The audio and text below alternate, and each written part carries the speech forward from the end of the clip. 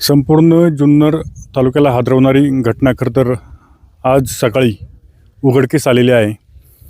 आत्ता आपण पारगाव गावाच्या अंतर्गत जी काही बगाडवाडी म्हणून वाडी आहे त्या वाडीमध्ये आहोत. माझ्या पाठीमागे जर तुम्ही पाहिलं तर मोठा पोलीस फौजफाटा असेल, फॉरेन्सिकची व्हॅन या ठिकाणी आलेली आहे. घटना देखील तशीच गंभीर आहे.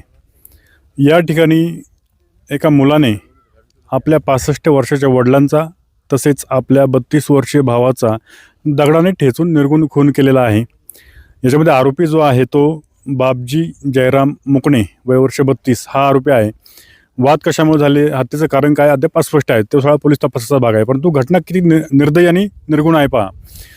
ज्यावेळेस आरोपीने रात्री कशाहून तरी वाद झाला, त्यानंतर आरोपीने आपल्या वडिलांचा 65 वर्षाचे जे वडील होते त्याच्यामध्ये त्याचे वडील जे आहेत ते जयराम मुकणे आणि भाऊ जो आहे तो राजू मुकणे, हे दोघांचा देखील दगडाने ठेचून निर्गुण खून केला. आणि खून केल्यानंतर तो त्या मैताशेजारीच झोपला. ज्यावेळेस सकाळी खरतर या ठिकाणी काही ग्रामस्थ आले किंवा शेळी चारणारे जे काही शेळीपालक असतील ते या ठिकाणी आल्यानंतर ही घटना उघडकीस आली. त्यांनीच खरतर तिथून पुढे ही जी घटना आहे ती पोलिसांना कळवली. त्यानंतर पोलीस देखील या ठिकाणी दाखल झाले. आरोपीला आता ताब्यात घेतलेला आहे आणि पुढील तपास तो जो आहे तो चालू आहे. आणि उत्तरीय तपासणीसाठी या दोन्ही जे मृतदेह आहेत ते ओतूर या ठिकाणी नेण्यात आलेले आहेत. आपल्यासोबत आता त्या जे आता मृत आहेत जयराम मुकणे त्यांच्या सुनबाई आहेत. नेमकी काय थोडीशी घटना आपण त्यांच्याकडनं माहिती घेऊया. ताई नमस्कार. तुम्हाला कधी समजलं? आम्हाला सकाळी समजला. तुम्ही कुठे राहिला? आम्ही तिकडे खाली होते राहायला, तर आम्हाला माणूस आला या त्या सांगायला, मग आम्ही इकडे आलो. किती वाजता सकाळी तुम्हाला ही घटना समजली? आम्ही इकडं तरी जास्त टाइम पण नसेल झाला. आता आलो 9ला आलं असेल इथं. 9-10 वाजता तुम्ही? हा, इथं आलो असेल ना. बघितलं आम्ही तर ती सांगत होती का एक कोण आहे वल का तुम्ही, तर आम्ही बोलायला लागलो का यो माझा देर ना सासरा आहे. म्हणजे जे मृत झाले त्याच्यापैकी तुमचा एक दीर होता? हा, एक सासरा होता. सासरा. म्हणजे आता हे जे तुमचे जे दुसरे दीर आहेत जे बापजी, हा, ते देर आमचे. त्यांनीच यांचा खून हा, केला ना? त्यांनी त्यांचा खून केला. रातच्या झोपेमध्ये दगड टाकले डोक्यावर झोपलेले असताना? हा, झोपलेले कशावरून असताना. वाद होते का किंवा काय अगोदर काय अशी चर्चा व्हायची का? नाही, आधी काय नाही, ती झाली असेल काय भांडणं, ती आम्हाला नाही एवढी माहिती. आम्ही तिकडे होतो, मग काय भांडणं झाली असेल म्हणून दिली असेल दगड टाकून, पण एवढं आम्हाला माहिती नव्हतं. ते तिघं बी इथंच राहायचे का? म्हणजे हा, 3 जण ते इथंच राहायचं. 3 बापले इथंच राहायचं. ते बापजीचं लग्न झालं होतं का? हा, त्याचं पहिले लग्न झालं होतं. त्याची बायको गेलती तर त्या डोक्यात सटकू झालेला. म्हणजे त्याच्यामुळे थोडासा विमनस हा, डोक्यात सटकू होता त्याच्यावर थोडा बाहेरचा होता. तर बाहेरचा होता तर त्या नसता घरामध्ये नाही राहायचा. कोण काय बोलला का त्याला लगेच राग यायचा ना. कोणी शिवा दिला का त्या रानामध्ये जायचा. हा, म्हणजे आता निघून जायचा. हा, निघून जायचा ना. म्हातारा काय बोलायला का त्याला नसता मारायचा. पहिले पण म्हाताऱ्याच्या दगड बसवलेले, तर म्हातारा तिकडे खाली कोकणात आलता आमच्या जवळ. तर त्या आता आम्ही इकडे गेलो तेव्हा त्यांनी रातच्या वाटत दिली दगड टाकून. म्हणजे पहिला देखील त्यांनी वडिलांना मारायचा प्रयत्न केला होता हा, बापजींनी. हा. आणि म्हाताऱ्याला बोलत होतो का तुम्ही जाऊ नका तिकडं. म्हाताऱ्याला आम्ही बोलत होतो का जाऊ नको, तू तिकडं आमच्या जवळ आहे. तर म्हातारा तिकडं खाली 3 दिवस आमच्या जवळ राहिला ना. असं बोलायला लागला का मी तुमच्या जवळ बोलतो 3 दिवस राहिला. तर बोलतो बापजीला बोलतो खायला कोण देत नसेल बोलतो. मग मी इकडं घराकच आलो. तर घरा का आलं तर बापजींनी त्यांना मारून टाकलं. म्हणजे इकडे किती दिवस झाले? इथं त्यांना माझा सासरा तिकडं आलता खाली आमच्या जवळ 3 दिवस राहिलेला. तर बापजा इथं होता. तर सासरा असा बोल का मी बोलतो तुमच्या जवळ 3 दिवस राहिलो, तर आता बोलतो बापजाला खायला कोण नसेल देत. तर तो म्हातारा तिकून इकडं आला तर बापजाने त्याच्या डोक्यावर दगड टाकून दिला. काळजी म्हणून वडील इकडे आले? हा, इकडे आले. त्याचं नको हाल व्हायला. हा, हाल नको व्हायला. पण त्यानेच मारून टाकलं. त्या वाराला त्याच्या अंगावर त्या बाहेरचा आहे ना, तर वाराला त्या कोणाला शिवा द्यायचा. तिकडं आलता खाली तर आम्ही त्याला बापजाला जेवायला दिलता तेव्हा चांगलाच होता तो. पण असं कंचा वार जर आला का त्या डोक्यात चक्रम जायचा, मग कोणाला शिवा द्यायचा. त्याच्यावर काय दवाखान्यात उपचार वगैरे चालू होते का? नव्हते चालू. आता आपल्या सोबत जे मयत आहेत जयराम मुकणे त्यांची मुलगी आहे, बरोबर? तुम्ही मुलगी आहात ना त्यांच्या? तुम्ही इकडं कधी आला, तुम्हाला कधी समजलं? आता आम्हाला हप्ता झाला असेल. माईक थोडी वर पकडा जवळ. हप्ता झाला असेल. तुम्ही कुठे होते राहायला? तिकडे खाली होतो राहायला. म्हणजे तुमच्या दुसऱ्या भावाकडे? हो, नाही म्हणजे आम्ही घर बांधलंय ना घर बांधलंय का? तिकडे राहायला होतो. मग आता हा जो तुमचा भाऊ आहे बापजी, ज्यांनी तुमच्या वडिलांना किंवा भावाला मारलंय, हो, कसा होता त्याचा स्वभाव पहिल्यापासून? काय म्हणजे बायकोमुळे तसा झाला. म्हणजे बायकोमुळे चक्रम झाला तर बायकोला 2 खेपा आणायला गेलती माझी बहीण. पण बायको गेलती आणायला माझी बहीण तर ती आली नाही बायको.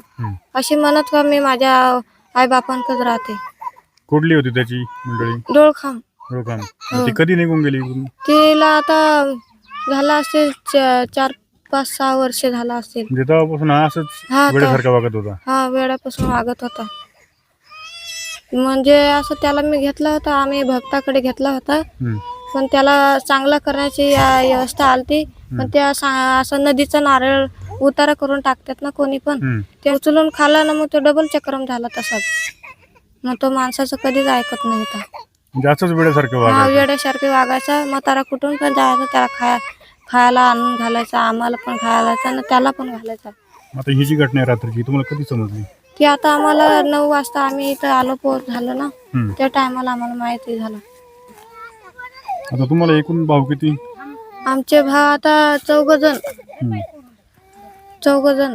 म्हणजे आता गेलाय माझ्या यांच्या सोबत ना अँबुलन्स संघ तो एक ना, इथं जेलला नेला तो एक ना, तो पहिला नेलता जेलला तो एक. आणि हा मयत झाला हा चौथा. हा माहीत झाला या चौथा. आणि तुमची आई?